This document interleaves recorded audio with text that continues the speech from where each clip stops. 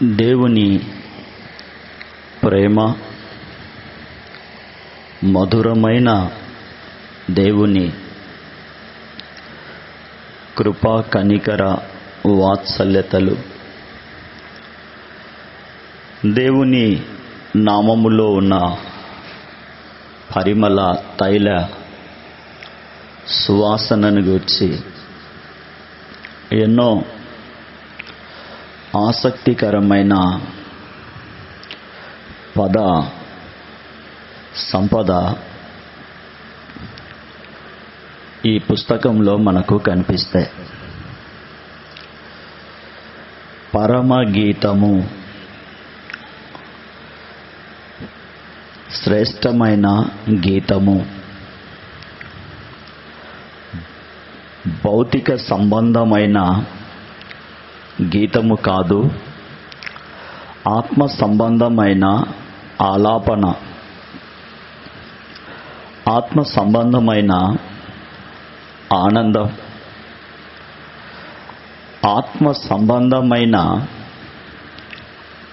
ఆశీర్వాదమని ఈ పుస్తక ఆరంభమే మనకు వివరిస్తూ ఉంది. పరమ గీతము, పర సంబంధము కలిగిన గీతము అని.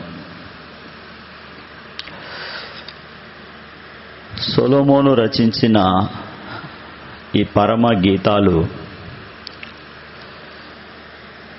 స్వరక్తమిచ్చి సంపాదించిన సంఘ సిద్ధపాటు, రాజాది రాజుగా ప్రభువుల ప్రభువుగా మన మధ్యకు రానయున్న ప్రభువు యొక్క ఆహ్వానము, పరిశుద్ధ దేవుని సహవాసము కొరకై ఆయత్తపడుతూ ఉన్న సంఘము, ఈ రెండు విషయాలు సవివరముగా, అర్థవంతముగా, ఆనందదాయకమైన విధానములో మనకు కనిపిస్తాయి.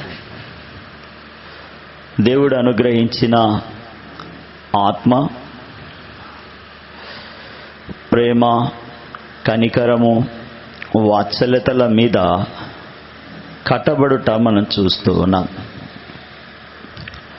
పరమ గీతాలు, పరలోకపు గీతాలు మన ఆత్మీయ ఎదుగుదలకు, ఆత్మ సంబంధమైన జీవితములో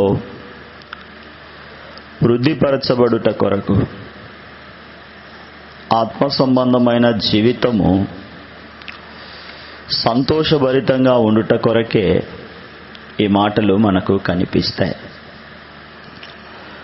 రాజుగారికి ఉన్న తోట అది పరలోకం. దీన స్థితిలో ఉన్నటువంటి మనము దేవుని చేత ప్రేమింపబడుట, దేవుని ప్రేమ కొరకు మనము ఎదురు చూచుట, దేవుని అనుగ్రహ ఐశ్వర్యము మన జీవితంలో ఉన్న బాధలను, ఎండాకాలములోని ఈ ఎండ లాంటి పరిస్థితుల నుండి దేవుని విలువైన ప్రేమ మనల్ని కాపాడి, నడిపించి, ఆదరించి, ఈడేర్చేదిగా ఈ పుస్తకంలో మనం చూస్తాం కదా. మిక్కిలి ప్రశస్తమైన గీతాలు మనకిందులో కనిపిస్తాయి. యూదుల చరిత్ర, యూదులు కాని వారి యొక్క స్థితిగతులు, యేసు క్రీస్తు ప్రభు యొక్క రక్తము చేత వారసత్వాన్ని పొందినటువంటి వారికి కలిగే పరలోకపు దేవుని యొక్క దివ్య దర్శనము, ఇవన్నీ కూడా మనకు ఈ అధ్యాయంలో, ఈ పుస్తకంలో కనిపిస్తూ ఉంటాయి. సొలొమోను ఎవరు? ఆయన ఈ పరమ గీతాలు ఎందుకు రాశాడు? మరి ఎన్నో గీతాలు మనకు ఈ దినాలలో పుట్టుకొస్తూ ఉన్నాయి. అవన్నీ కూడా మన జీవితంలో దేవునితో సహవాసాన్ని, దేవునితో సమాధానాన్ని, దేవునితో ఐక్యతను, దేవునిలో భాగమును మనకు కలగజేయవు. పౌలు అంటాడు కదా, నా కుమారుడా తిమోతి, యవనుడైన తిమోతి, సమాధానమును వెంటాడుము అని. ఆ సమాధానం యొక్క లోతు, ఆ సమాధానకర్త యొక్క యశస్సు, సమాధానకర్త వల్ల అనుగ్రహింపబడే పరిపూర్ణమైన శాంతి, సమాధానకర్త యొక్క పాదముల కింద చిదిగిపోయిన లేదా చిదగదొక్కబడిన సాతాను యొక్క పతనము, ఆరంభము పరమ గీతాలలో మనకు కనిపిస్తాయి. ఎల్లప్పుడూ నిత్యము దేవునిలో సంతోషిస్తూ, ఆనందిస్తూ, జీవిస్తూ, దేవునికి ఇష్టమైనటువంటి ప్రీతికరమైనటువంటి పరిమళ వాసనగా ఉండాలనే దేవుడు కోరుతూ ఉన్నాడు. అలా ఉండుట కొరకే పరమ గీతములు, పరమందు ఆలాపింపబడే గీతాలుగా మనకి ఇవ్వబడి ఉన్నాయి. ఇందులో మన యొక్క విధానం, మనము చదివేటటువంటి విధానము, పరమ గీతాలను మనము ఆలోచన చేసేటటువంటి విధానము, దైవిక కృపను పొంది దైవికమైన మనసుతో చదివినప్పుడు దైవ రాజ్య సంగతులు మనకు అర్థమవుతాయి. భౌతిక సంబంధంగా, శారీరకంగా దేవునికి వ్యతిరేకమైన మనసు కలిగి, దేవుడంటే భయం లేకుండా దైవ భయము కలిగి ఉన్నానన్న వేషం వేసుకొని, అంటే వేషధారణతో, చేతగాని విధానముతో ప్రవర్తించేటటువంటి వారికి పరసంబంధమైనటువంటి సంతోషములో పాలు ఉండదు. గర్వముతో మరి ఏమి మాట్లాడాలో, ఏది చెప్పాలో తెలియక ఫలానా వాళ్ళ మీరు అని చేతగాని మాటలన్నీ మాట్లాడేటటువంటి వారికి పరసంబంధమైనటువంటి దేవుని యొక్క అనుగ్రహము కానీ, ఆనందం కానీ, సంతోషం కానీ ఉండదు. చూడండి, 1వ అధ్యాయము 4వ వచనం చదవబడిన వాక్య భాగములో ఒక పదాన్ని లేదా ఒక వరసను మనము ఆలోచన చేయడానికి, అందులో ఉన్నటువంటి సత్యాన్ని తెలుసుకోవడానికి, ఆ సత్యము చేత మనము దైవికమైన గృహముగా కట్టబడుటకు, దైవికమైన ఆవరణముగా చేయబడుటకు, దేవుని వలయములో మనము సురక్షితముగా ఉండునట్లు మొదటి అధ్యాయము 4వ వచనాన్ని చదువుదాం. నన్ను ఆకర్షించుము, మేము నీ యొద్దకు పరుగెత్తి వచ్చేదము. రాజు తన అంతఃపురములోనికి నన్ను చేర్చుకొనెను. నిన్ను బట్టి మేము సంతోషించి ఉత్సహించేదము. ద్రాక్షారసము కన్నా నీ ప్రేమను ఎక్కువగా స్మరించెదము. యథార్థమైన మనస్సుతో వారు నిన్ను ప్రేమించుచున్నారు.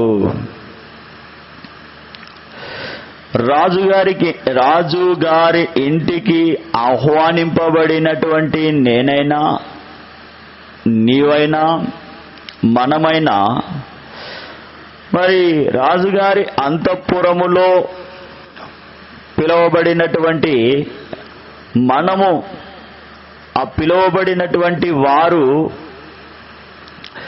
చెబుతూ ఉన్నటువంటి సత్యాలే ఎంత మనోహరముగా మధురముగా కనిపిస్తున్నాయో చూడండి.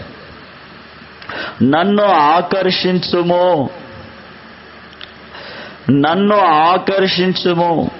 ఒకరు ఆకర్షిస్తే మరి ఆకర్షింపబడేటటువంటి జీవన విధానము మనిషిది. అబ్రహాము మేము అనేటటువంటి పదాన్ని, మేము నీ యొద్దకు పరుగెత్తి వచ్చేదము. మేము అనే పదము ఇశ్రాయేలీయుల అందరినీ జ్ఞాపకం చేస్తూ ఉంది. అబ్రహాము సంతానమైన ఇశ్రాయేలీయుల సంబంధులను, సంతానాన్ని జ్ఞాపకం చేస్తూ ఉంది. అబ్రహామును దేవుడు ఆకర్షించినాడు. అబ్రహాము ద్వారా ఇశ్రాయేలీయులు ప్రభువులో ఉంటారు అనే స్పష్టమైన వివరణ మనకి ఇక్కడ కనిపిస్తూ ఉంది. మేము నీ యొద్దకు పరుగెత్తి వచ్చేదము, నన్ను ఆకర్షించుము కదా. దేవుడు ఒకరిని రక్షిస్తే వారి ద్వారా ఇంటి వారంతా కూడా రక్షింపబడతారు. ప్రభువైన యేసునందు విశ్వాసముంచుము. జ్ఞాపకం ఉందా మాట? ప్రభువైన యేసునందు విశ్వాసముంచుము, అప్పుడు నీవు నీ ఇంటి వారు రక్షింపబడతారు. ప్రభువైన యేసు నన్ను ఆకర్షించు, నా హృదయాన్ని, నా ఆలోచనలను చెడగొడుతూ ఉన్నారు, కలుషితము చేస్తూ ఉన్నారు. ప్రభువైన యేసు లేనిపోని వాటి చేత నన్ను బెదరగొడుతూ ఉన్నారు. నన్ను ఆకర్షించు. స్వచ్ఛమైన దైవిక వలయములోనికి, దేవుని ప్రేమలోనికి, దేవుని నమ్మకమైన వాత్సల్యతలోనికి నన్ను ఆకర్షించు. లేకపోతే నేను పాపములోనే, అంధకారములోనే, చీకటిలోనే, అపరాధములోనే, దోషములోనే, పాపములోనే, లోకపు ముగింపులోనే నశించిపోతాను. అక్కడ ఏడుపు, పళ్ళు కొరుకుట, విచారము, చింత, వేదన, యుగ యుగాలు నేను నశించిపోకుండా నన్ను ఆకర్షించు, నన్ను ఆకర్షించుము, నన్ను ఆకర్షించుము. మేము నీ యొద్దకు పరుగెత్తి వచ్చేదము. చూడండి, అబ్రహాము ఆకర్షించబడ్డాడు, అబ్రహాము పిలువబడినాడు, పేరు పెట్టి పిలువబడ్డాడు. పిలువబడిన అబ్రహాము దేవుని కొరకై, దేవుని సహవాసము కొరకై, దేవుని హస్తము వల్ల కలిగే సామర్థ్యములోనికి, సమాధానములోనికి రావడానికి విగ్రహారాధికులైన తండ్రి ఇంటి నుండి పక్కకొచ్చినాడు. తల్లిదండ్రులకు చెప్తూ ఉన్నాడు, మీరు కూడా విగ్రహారాధనలోకి వెళ్ళకండి అని. వాళ్ళు మారలేదు. ఈయన మాత్రమే ప్రత్యేకంగా జీవించినాడు. ఈయన ద్వారా వచ్చిన, అబ్రహాము ద్వారా వచ్చిన సంతానము ఇస్సాకు, యాకోబు, మోషే, యెహోషువ, ఏలియా, ఎలీషా, యెషయా, ప్రవక్తలు, న్యాయాధిపతులు, రాజులు, ఈ సంతానం అంతా కూడా దేవుడు ఆత్మ సంబంధమైన ఆనందములోనికి, ఆత్మ సంబంధమైన లోగిలిలోనికి, పర సంబంధమైన పండుగ అనేది ఈ లోక సంబంధమైనది కదా, పర సంబంధమైన ఉత్సవములోనికి, సంతోషభరితమైన అంతఃపురములోనికి సంతోషించి ఉత్సహించి దేవుని ప్రేమను స్మరించి యథార్థమైన మనస్సుతో దేవునితో సహవాసం చేస్తూ ఉన్నారు. అనగా ప్రభు అయిన యేసు నందు విశ్వాసం ఉంచడము ద్వారా అకాలములో, అజ్ఞానములో దేవునికి దూరముగా, దేవునికి వెలపట, నిరీక్షణ లేని, వాగ్దానము లేని, నెమ్మది లేని, సంతోషము లేని ఈ లోకాన్ని విడిచితే అంతమే పరమ అవధిగా కలిగినటువంటి మనకు కూడా యేసు క్రీస్తు ప్రభు ద్వారా ఆకర్షింపబడే, యేసు క్రీస్తు ప్రభు ద్వారా ఆహ్వానింపబడుతూ ఉన్నాం. రండి పిల్లలారా, నా యొద్దకు రండి. మీద ఏమైనా ఏమీ లేవు, ఏముంటాయి? మా దగ్గర ఉన్నవన్నీ కూడా శాపగ్రస్తమైనవి, మా దగ్గర ఉన్నదంతా భారభరితమైనది.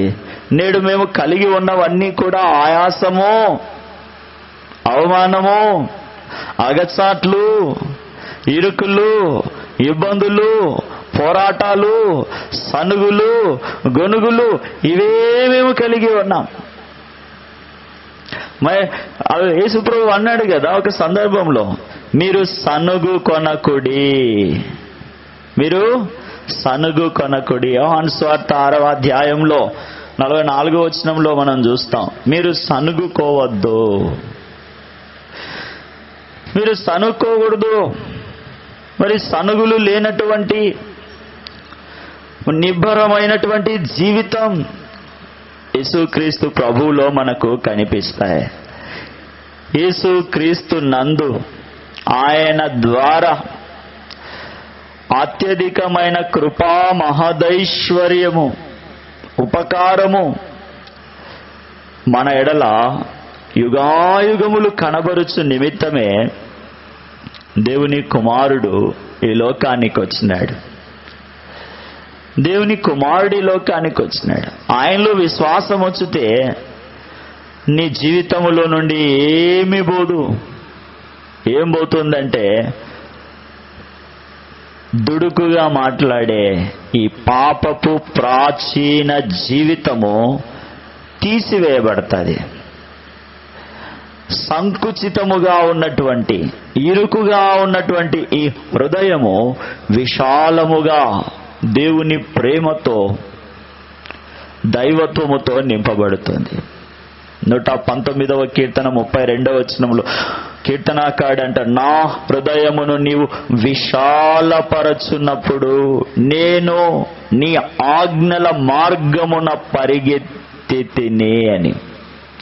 దేవుడు విశాలపరచకపోతే దేవుని ఆజ్ఞల యొక్క మార్గము విశాలముగా మనకు కనిపించదు.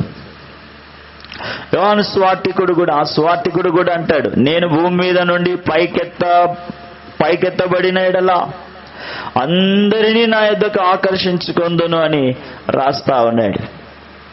యేసుక్రీస్తు ప్రభువును గురించి పైకెత్తబడ్డాడు, పరమున చేర్చబడినాడు. దానికి ఈనాడు అనేకులను ఆయన ఆహ్వానిస్తూ ఆకర్షిస్తూ ఉన్నాడు. భూ దిగంత నివాసులారా, ప్రయాసపడి పాప భారం మోసుకొనుచున్న సమస్త జనులారా, లోక పాపమును మోసుకొని పోయిన యేసు క్రీస్తు ప్రభువులోనికి రమ్మని ఆహ్వానిస్తూ ఉన్నాడు.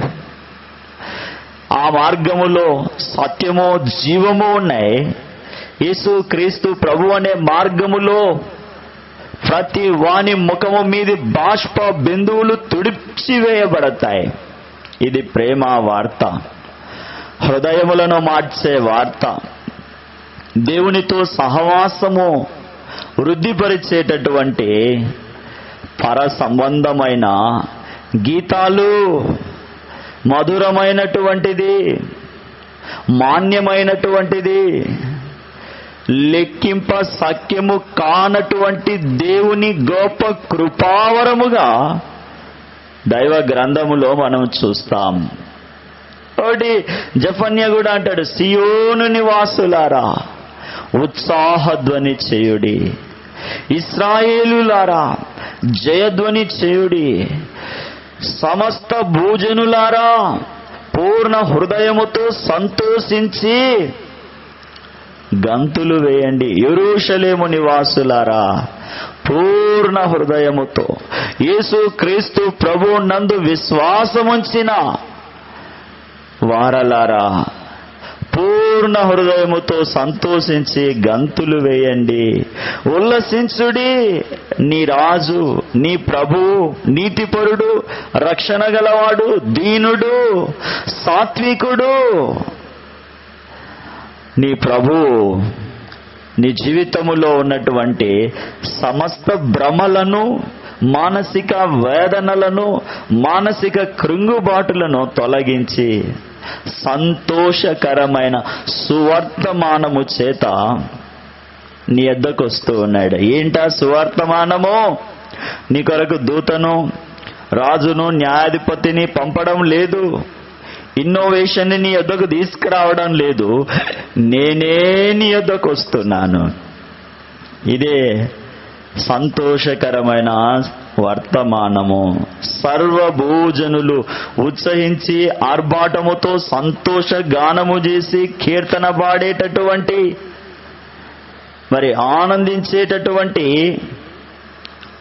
వర్తమానమే ప్రభు అయిన యేసు క్రీస్తు యొక్క శాశ్వతమైన ప్రేమతో, కృపతో మనము ఆనందించేటటువంటి మహామహిమగల సమయము.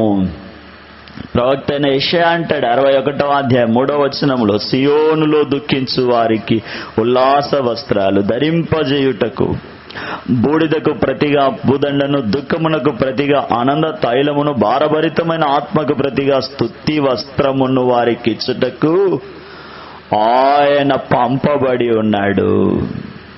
నీతి అను మస్తకి వృక్షములు, దేవుడు నాటిన చెట్లని వారికి పేర్లు పెట్టబడ్డాయి. కాబట్టి దేవుడు ఆకర్షిస్తే అదెంతో మరి సంతోషభరితంగా ఉంటది. మరి దేవుని అంతఃపురములోని సంతోషము, ఆనందము, ఆ యథార్థత, ఆ సత్యము వివరింప నలివి కానటువంటివిగా మనకు కనిపిస్తూ ఉన్నాయి. యేసు క్రీస్తు ప్రభు యొక్క వాక్యము మనల్ని ఆకర్షిస్తే ఆ వాక్యం యొక్క అంతము ఎంతో పరిమళ భరితమైనదిగా కనిపిస్తూ ఉంది. మనం యోసేపును గమనిస్తే, యోసేపు అన్నలు యోసేపును ద్వేషించినారు, సొంత వారి చేత ద్వేషించబడ్డాడు. అన్నల ప్రేమ యోసేపుకు అబ్బలేదు. అయితే పరమందు ఉన్న దేవుని కనికరము, దేవుని వాత్సల్యత యోసేపును బహు అద్భుతంగా నడిపించినాయి. దేవుని ప్రేమ వల్ల కలిగే, దేవుని కనికరం వల్ల కలిగే ఆ అత్యున్నత సింహాసనం మీదికి రాగలిగినాడు. నన్ను ఆకర్షించుము, మేము నీ యొద్దకు పరిగెత్తి వచ్చేద్దాం. హోషేయ గ్రంథం 11వ అధ్యాయం 4వ వచనంలో, హోషేయ గ్రంథం 11వ అధ్యాయం 4వ వచనంలో, ప్రభు మనలను ఆకర్షించేవాడు. దేవుని ఆకర్షణ చాలా గొప్పదిగా, ప్రత్యేకమైనదిగా మనకిక్కడ రాయబడతా ఉంది. ఒకడు మనుషులను తోడుకొని పోవునట్లుగా స్నేహ బంధములతో నేను వారిని బంధించి ఆకర్షించి తిని. ఆకర్షించువాడు దేవుడే. మనతో స్నేహం చేసి మనలను రక్షించుటకై ఆయన యొద్దకు మనము పిలువబడుతూ ఉన్నాం, ఆకర్షింపబడుతూ ఉన్నాం. మ్యాగ్నెట్ తన చుట్టూ ఉన్న వాటిని ఎట్లయితే ఆకర్షిస్తుందో, సజాతి సహజ గుణ లక్షణాలు కలిగిన వారు ఆకర్షింపబడుతూ ఉన్నారు.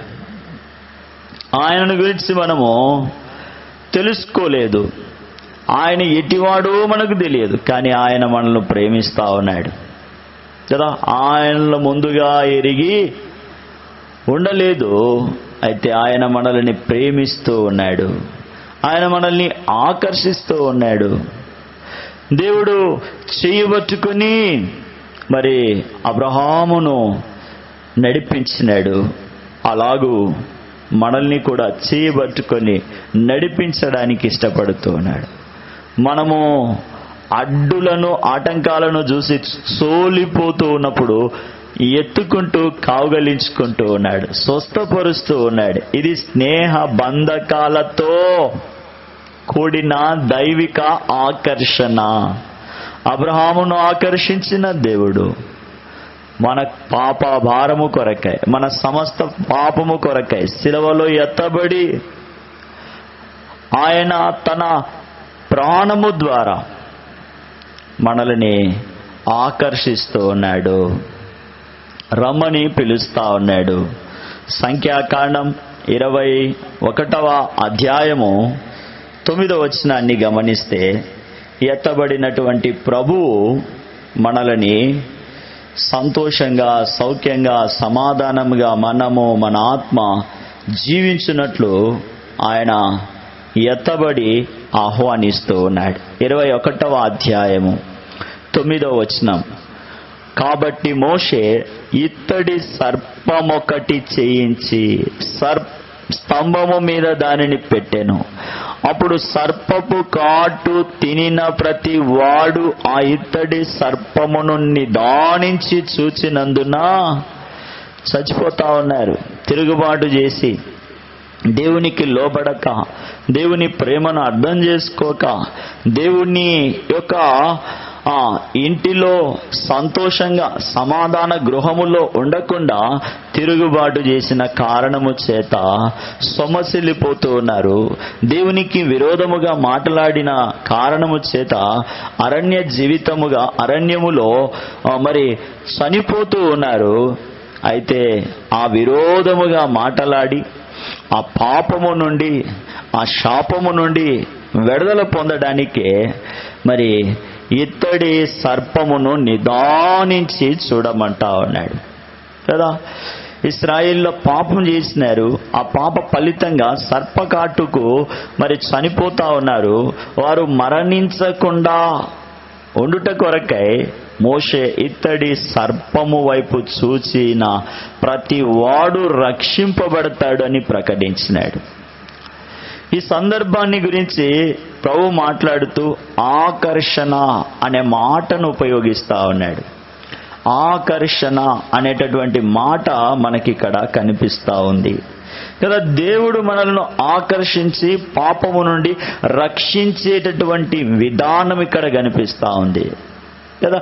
సర్పము శపింపబడింది. ఆ శాపగ్రస్తమైనటువంటి దానికంటే శ్రేష్టమైనటువంటి పరిశుద్ధ దేవుడు మనల్ని బాగు చేయడానికి నిదానించి చూడమంటా ఉన్నాడు కదా. ఎత్తబడిన అంటే ఆకర్షింపబడేటటువంటి జీవితంలోనికే ప్రభు రమ్మంటా ఉన్నాడు. బాగుపడమంటా ఉన్నాడు. లోకపు పరిస్థితులన్నిటి వల్ల దెబ్బతిన్నటువంటి స్థితి నుండి బయటికి రమ్మని కోరబడతా ఉన్నాడు. యోహాను సువార్త 12:32 ఇవే మాటలు మనకు కనిపిస్తాయి.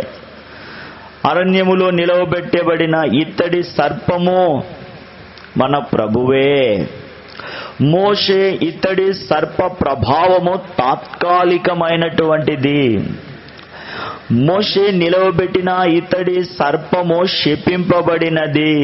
ఆదికాండం 3:14 నీవు శపింపబడి నేల మట్టిని తిని ప్రాకుతూ మెడ మీద కొట్టబడి జీవిస్తావని చెప్పినాడు కదా.